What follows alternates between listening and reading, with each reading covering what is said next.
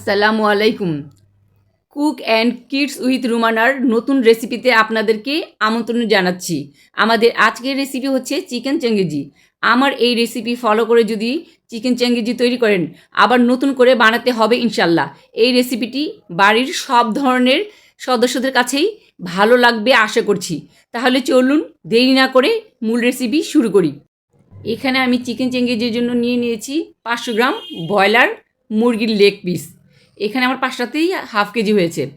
আদা রসুন বাটা দিয়ে দিচ্ছি 1 টেবিল চামচ, লবণ হাফ চা চামচ, গরম মশলা দিয়ে দিচ্ছি হাফ চা চামচ, জিরার গুঁড়া হাফ চা চামচ, গোলমরিচের গুঁড়া হাফ চা চামচ, চাট মশলা দিয়ে দিচ্ছি 1 চা চামচ, মরিচের গুঁড়া দিয়ে দিচ্ছি 1 চা চামচ, হলুদের গুঁড়া 1 চা চামচ।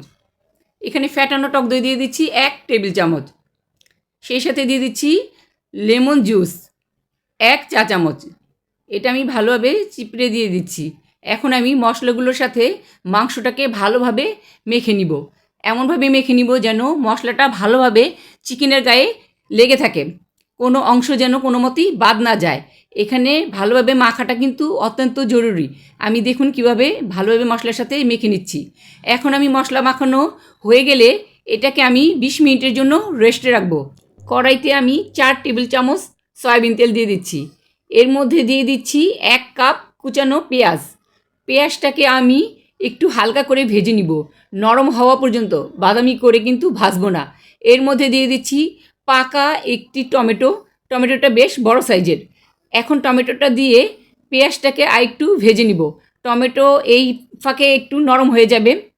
টমেটো আর পেঁয়াজ আমি ভালোভাবে নেড়ে চেড়ে দিচ্ছি। এখন এর মধ্যে দিয়ে দিব আমি 6-7টি কাজু বাদাম। আপনারা এখানে কাঠবাদাম ব্যবহার করতে পারেন, কোনো সমস্যা হবে না। এখন কাঠবাদামও এর মধ্যে একটু ভেজে নিচ্ছি।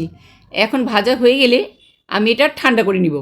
ঠান্ডা হয়ে গেলে আমি একটা গ্রাইন্ডারে এটা পেস্ট করে নিব। পেস্টটা যেন স্মুথ হয় সেই দিকে অবশ্যই খেয়াল রাখতে হবে। আমি এখন এটাকে পেস্ট করে নিচ্ছি। দেখুন আমার পেস্টটা এমন স্মুথ হয়েছে। আমার পেস্টটা তৈরি হয়ে গেল। সামান্য বাটার দিয়ে আমি ফ্রাই প্যানটাকে গ্লেজ করে নিয়েছি। এর মধ্যে সয়াবিন তেল দিয়ে দিচ্ছি 4 টেবিল চামচ। এখন এর মধ্যে তেল গরম হয়ে গেলে চিকেনগুলোকে আমি ছেড়ে দিচ্ছি। চিকেনগুলোকে আমি ভালোভাবে একটু সাইড করে দিচ্ছি যেন সবগুলো চিকেন এখানে জায়গা হয়ে যায়। মশলাগুলো যেগুলো ছিল সেটুকু আমি দিয়ে দিচ্ছি চিকেনের গায়ে, যাতে ভালোভাবে মশলাগুলো চিকেনের গায়ে লেগে থাকে।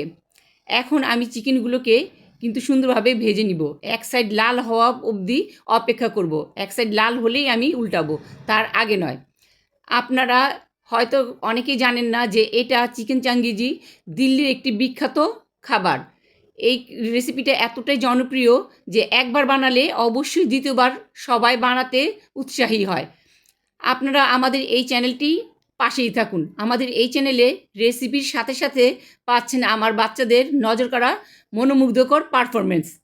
এখন দেখুন আমি চিকেনগুলোকে ভালোভাবে উল্টে পাল্টে দিচ্ছি। এই ক্ষেত্রে এখানে চিকেনগুলো কিন্তু ভালোভাবে লাল করে ভাজাটা জরুরি, তা না হলে কিন্তু তরকারি কালারটা সুন্দর আসবে না। দেখুন আমি কিভাবে উল্টে পাল্টে দিচ্ছি, লাল লাল করে আমি চিকেনগুলোকে ভেজে নিচ্ছি। আমি এখন চিকেনগুলোকে আবারও একটু উল্টে দিচ্ছি যেন সুন্দরভাবে সব দিকে চিকেনটা ভাজা হয়ে যায় আর কালারটাও সুন্দর আসবে তাহলে। এখন দেখুন আমি আরেকটি চিকেন আমি উল্টে পাল্টে দিচ্ছি। এই ক্ষেত্রে কিন্তু তাড়াহুড়া করলে অবশ্যই চলবে না, একটু ধীরে সুস্থে চিকেনগুলো ভেজে নিতে হবে। এখন আমি কড়াইতে তেল দিয়ে দিচ্ছি 1/4 কাপ। এর মধ্যে আমি আরও অ্যাড করে দিচ্ছি ভেজে রাখা চিকেনের তেলটা, সেটাও আমি দিয়ে দিচ্ছি। এখন আমি এর মধ্যে দিয়ে দিচ্ছি আদা রসুন বাটা 1 টেবিল চামচ। এটা দিয়ে একটু ভেজে নিচ্ছি কাঁচা গন্ধ দূর হওয়ার জন্য। লবণ দিয়ে দিচ্ছি 1 চা চামচ, মরিচের গুঁড়া 1 চা চামচ, হলুদের গুঁড়া 1 চা চামচ, ধনিয়া গুঁড়া 1 চা চামচ। এটা দিয়ে ভালোভাবে আমি একটু নেড়ে চেড়ে নিচ্ছি। সেই সাথে এর মধ্যে দিয়ে রাখছি পেঁয়াজ বাটা, টমেটো বাটা এবং আমার আগের থেকে বাদামের পেস্ট করাটা। এটা আমি দিয়ে এখন মশলাটাকে ভালোভাবে কষিয়ে নিচ্ছি।